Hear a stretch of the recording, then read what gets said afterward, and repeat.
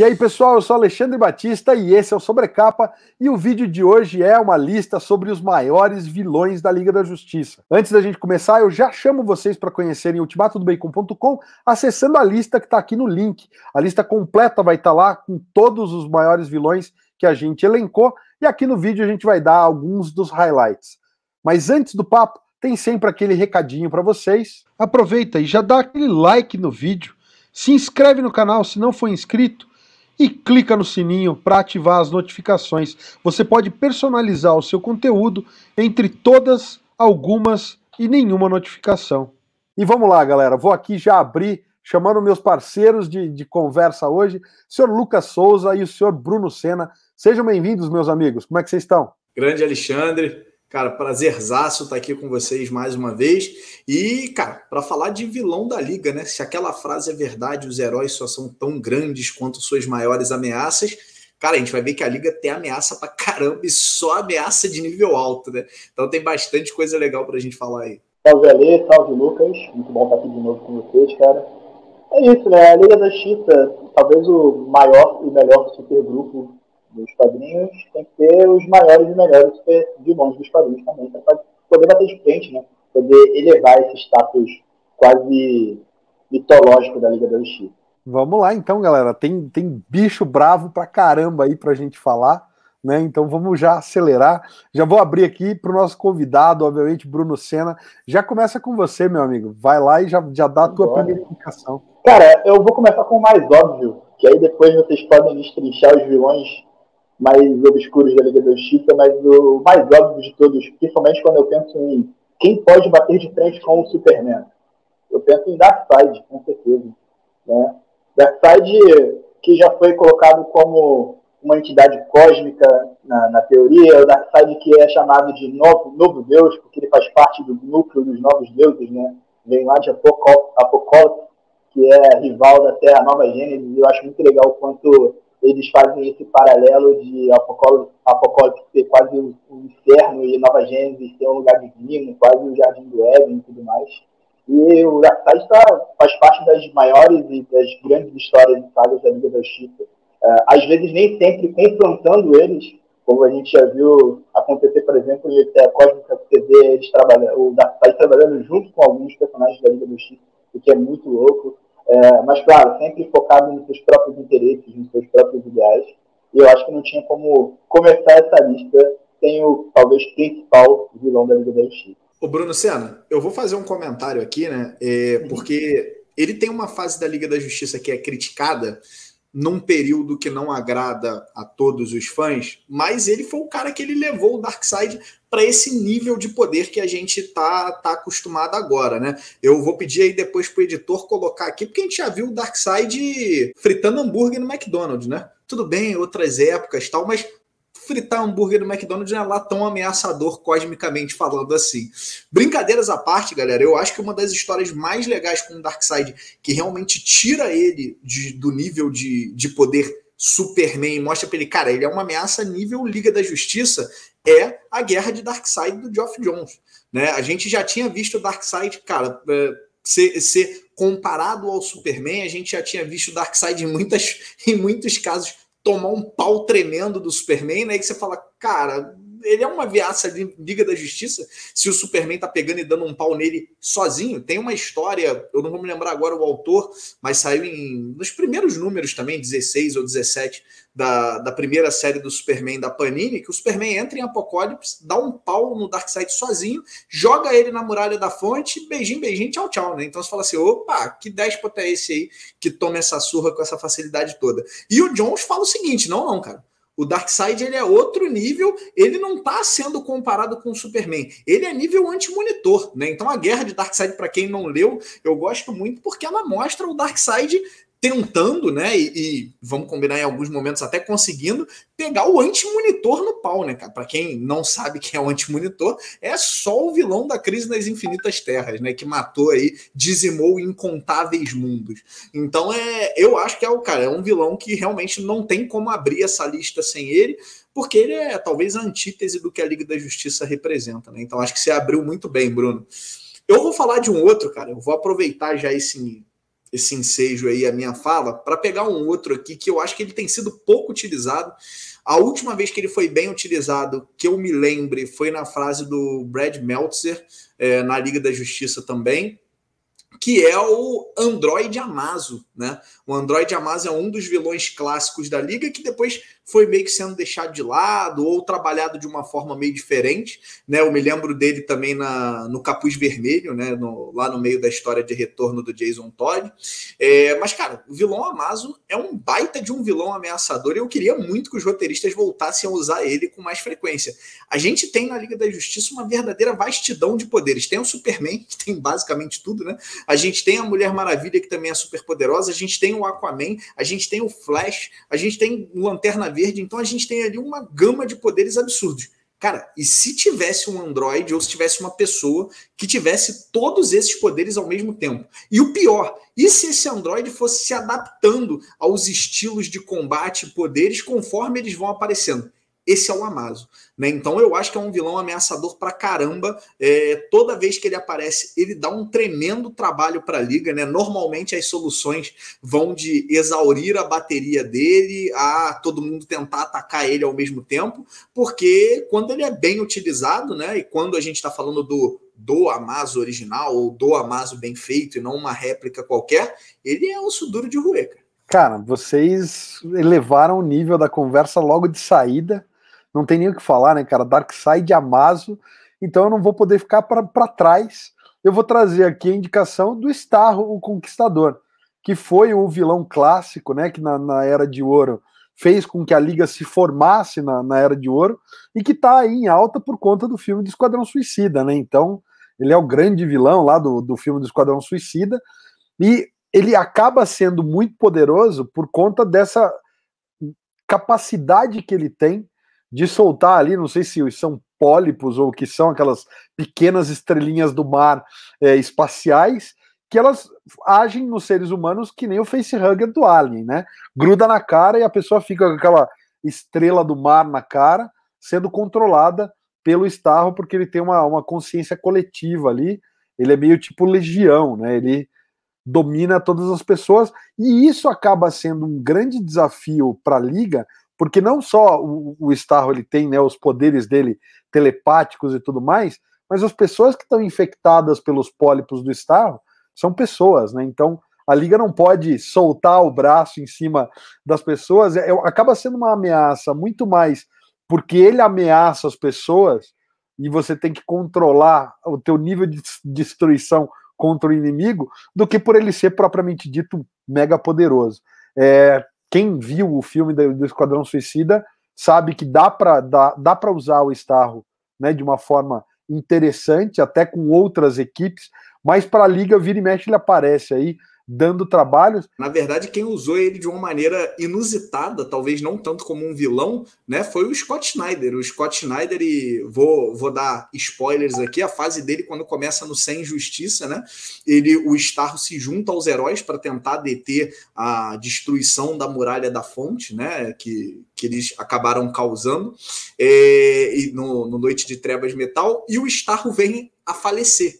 Né? E aí um dos esporos, né, vamos chamar de filho do Starro, que se chama Jarro, ele vira um Robin, cara. Ele chama o Batman de pai e vira um Robin. Eu vou te falar, é divertido pra caramba, cara. Tem alguns momentos bem bacanas. Mas eu acho, Alexandre, que talvez pra galera que nunca leu nada, né, e se empolgou com filme ou qualquer coisa do gênero, eu acho que melhor uso do Starro foi na fase do Grant Morrison, cara. O Grant Morrison usou muito bem a ameaça do Starro e tem isso que você falou, que eu concordo, mas vamos combinar, né, cara? Se um treco daquele ele gruda na cara do Superman, rapidamente ele vira uma ameaça de nível ômega, né? Bem lembrado, bem lembrado.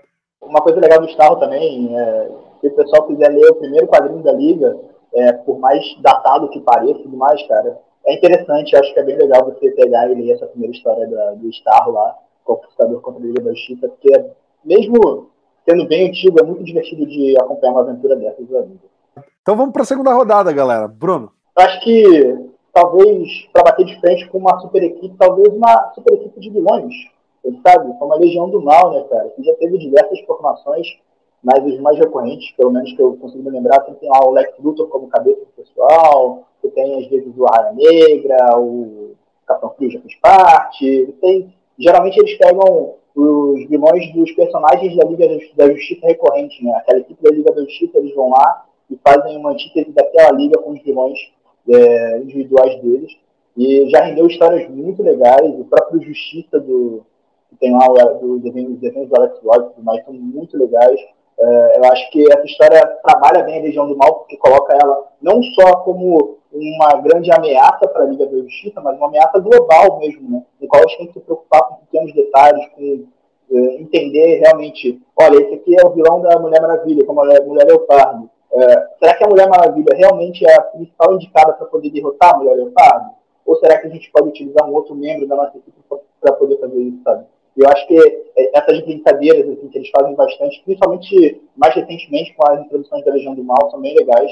E meu sonho é ver um filme da Liga da Justiça um dia, ou um live action da Liga da Justiça na TV, algo tipo, que tem a Legião do Mal, que eu acho que é atrativo para essas pessoas, funciona bem como esse espelho da Liga da Justiça, e eu gosto bastante, cara. Você comentou aí, Bruno, eu acho que quem gosta da Legião do Mal e tal, eu acho que essa fase do Scott Snyder também é uma boa pedida aí para quem curte, né? Porque tem basicamente a fase inteira confrontos é composta de confrontos da Legião do Mal com a Liga da Justiça, e tem o lance cósmico da Perpétua ali no meio e tal. Então são confrontos com uma pitada de algo a mais, mas ainda assim é a Legião do Mal. Então acho que é uma baita indicação, cara, e tem bastante coisa legal, sim. Outra que eu indico, Lucas, você tá falando da run do Scott Snyder, e pro leitor que não quer pegar uma run inteira, se quiser pegar uma aventura e falar, não, quero ver um embate da Liga da Justiça com a Legião do Mal, mas que tá fechado em uma aventura só, Justiça do Alex Ross, eu acho que é muito bacana, porque é basicamente isso, né? É a Liga da Justiça contra a Legião do Mal. Tem inclusive o desenho do QG deles é o mesmo do desenho dos Super Amigos, né? Na HQ, então é bem bacana mesmo. Não, sensacional, vale a pena sim.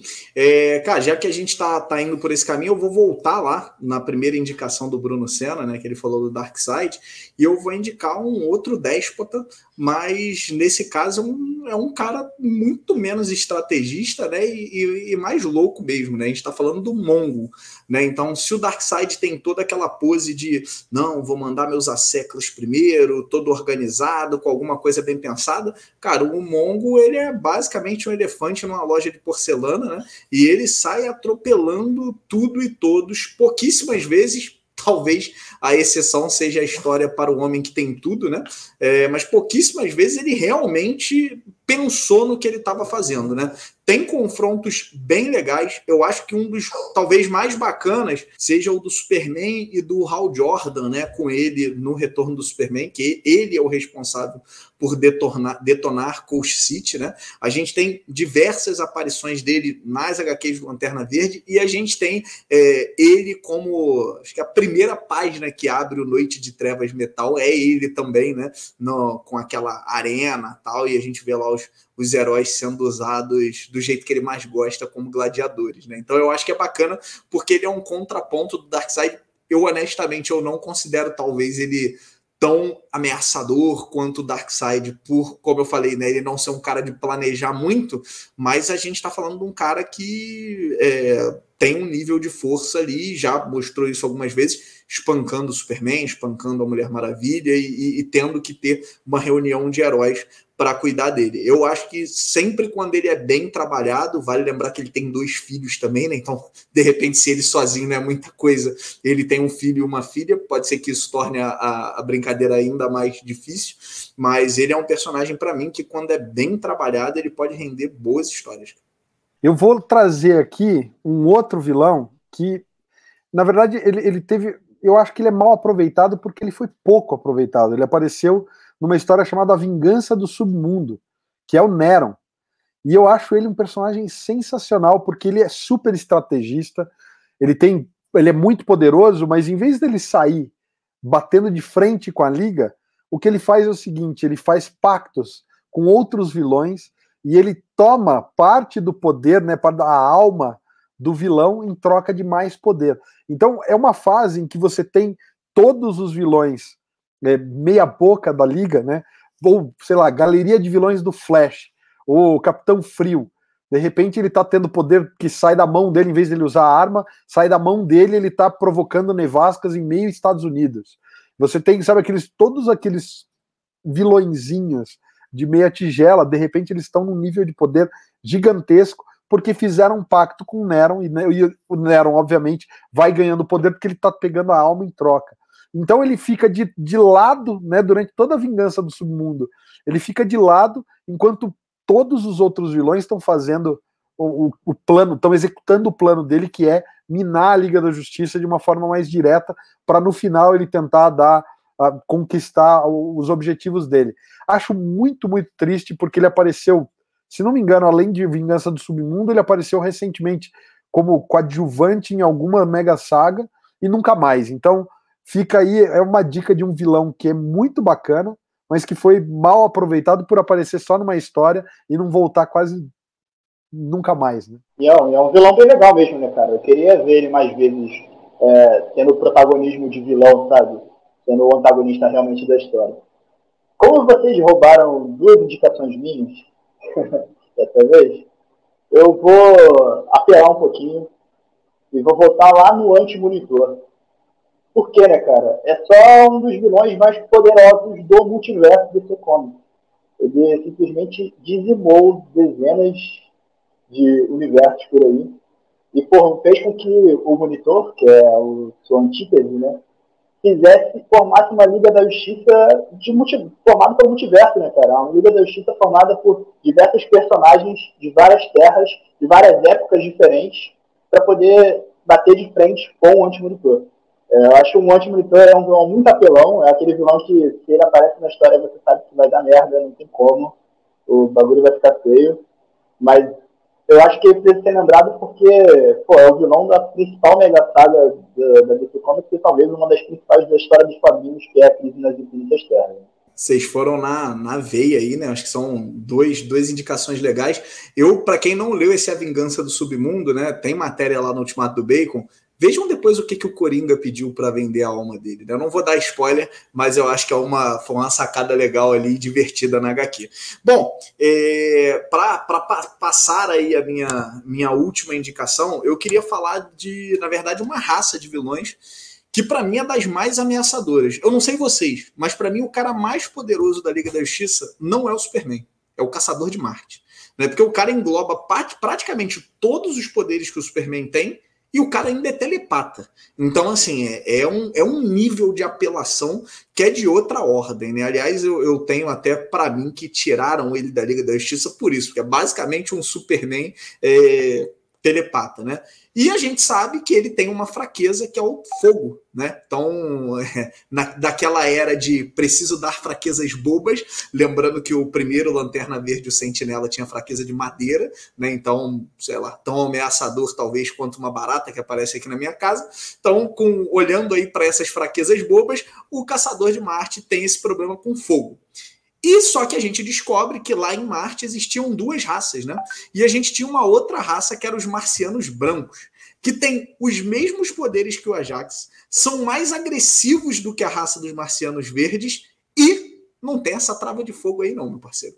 Então, quando a gente vê os marcianos brancos sendo usados, é um quebra-pau tremendo, né? Mais uma vez, uma das histórias mais legais onde eu vi eles serem utilizados foi uma história do run do Grant Morrison, né? Mas a gente teve outras histórias bacanas onde isso foi explorado. Eu me lembro até na extinta primeira série da Liga da Justiça, salvo engano, na Liga da Justiça 28, né, o Ajax, ele explora o Ajax, o Caçador de Marte, Ajax, né, acho que a gente foi acostumado com Ajax, então o Caçador de Marte, ou Ajax, ele ele vai tentando destravar esse problema dele com fogo, e ele vai lembrando o que os caçadores brancos, o que os marcianos brancos fizeram, né. Normalmente, boa parte das origens do Ajax ligam o fim de Marte a essa agressividade dos caçadores brancos, a esses problemas que eles causam. Então, assim, cara, eu acho que é uma baita ameaça. A gente tá falando de uma raça tão poderosa quanto os kryptonianos, né, sem a desvantagem do sol amarelo e coisas do gênero. Então, numa boa, eu queria muito ver essa ameaça sendo usada mais vezes.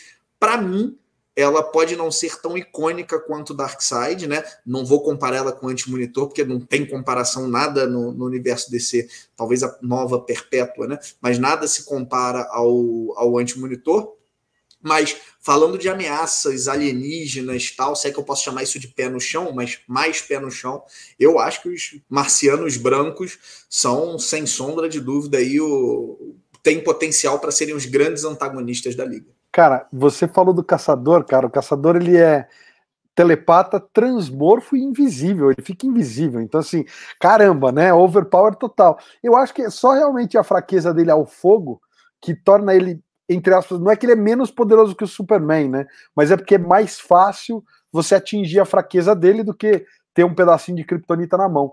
E outra coisa que eu ia comentar, que eu acho sensacional, é o nome Ajax, né, que ele tinha na década de 80. Vem do nome de um produto de limpeza, cara. O editor olhou e a garrafinha do produto de limpeza era verde, o personagem é verde, então vamos batizar de Ajax, cara, porque tem tudo a ver, né? Era um produto de limpeza super famoso na época. Falando rapidinho também do Anti-Monitor, pra galera que tá começando a ler agora DC e não faz ideia do nível de poder, quando o Jeff Jones pegou a fase do Lanterna Verde para escrever, a carcaça, o corpo, o cadáver do Anti-Monitor virou a bateria negra.